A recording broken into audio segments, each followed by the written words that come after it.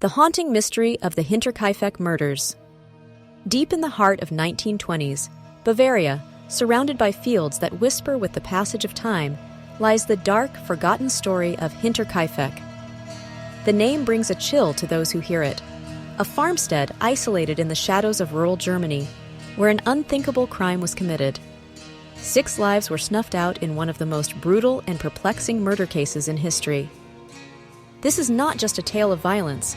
It is a story of unanswered questions, strange happenings, and a murderer who walked among the dead. A story etched not in light, but in shadow. This is the haunting mystery of the Hinterkaifeck murders. Hinterkaifeck wasn't much more than a small piece of land, a farmhouse surrounded by fields. It belonged to the Gruber family, and their lives had always been modest, yet troubled. Andreas Gruber was the family patriarch, a stern and disagreeable man.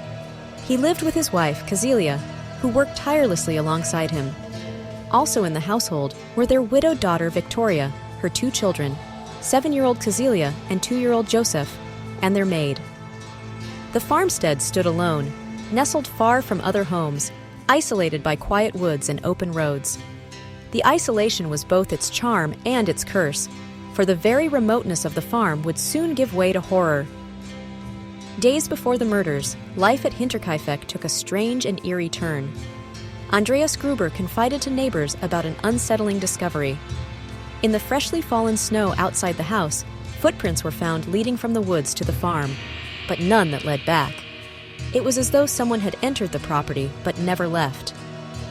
Then came the strange sounds. Andreas heard footsteps echoing from the attic at night.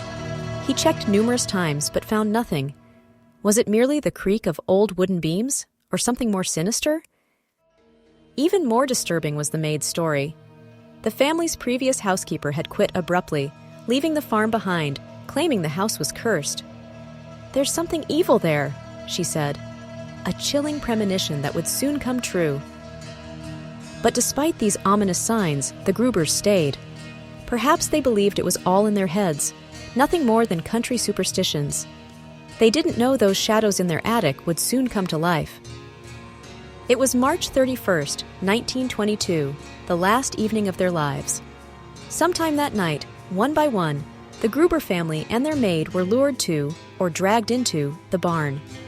Each met a gruesome end, struck repeatedly with a heavy, blunt object that official reports later identified as a mattock, a common farming tool. When the family stopped responding to the outside world, neighbors grew concerned. Days passed before someone ventured onto the property to investigate. Behind the heavy barn doors, they discovered a scene that froze their blood. 4 bodies, Andreas, Cecilia, Victoria, and young Cecilia, were piled neatly on top of each other in the barn. The scene was horrific. Battered skulls, lifeless forms, and what one witness described as unspeakable violence. Nearby, inside the house, the maid and Joseph were found in their beds, murdered in the same brutal manner. But something even more disturbing awaited investigators. It seemed the murderer did not simply kill and leave. Evidence showed that whoever had committed these heinous acts stayed in the farmhouse for several days after the crime. The livestock had been fed, and food in the kitchen had been eaten. Smoke could even be seen rising from the chimney in the days after the murders, while 6 lifeless bodies lay in cold silence. The sheer audacity of the killer to live in the home while surrounded by death sent shivers through the entire community. Who could have done something so callous, so unfathomable? And why? When the police finally arrived, they encountered a host of baffling clues, but no definitive answers. There were no signs of forced entry. The family might have known their attacker, or the killer could have slipped in unnoticed. The mattock, used to commit the murders, belonged to the farm itself. The discovery of the bodies had been delayed by several days, which allowed crucial evidence to decay. Forensic science in 1922 was primitive compared to today, and basic investigative missteps only added to the confusion. Despite extensive questioning of townsfolk, friends, and enemies alike, no one could be definitively tied to the crime. The list of suspects, though, was long and deeply unsettling. Who would commit such a heinous act, and why? As investigators waded into the family's murky personal life, the answers became even more troubling. One theory revolved around Andreas and Victoria. Dark rumors swirled about an incestuous relationship between father and daughter. Was this twisted dynamic enough to provoke someone, a spurned lover perhaps, or an enemy of the family, to lash out in such cold-blooded fury? Others wondered about Victoria's romantic life. She had allegedly been involved with more than one man. Could jealousy or betrayal have sparked the violence?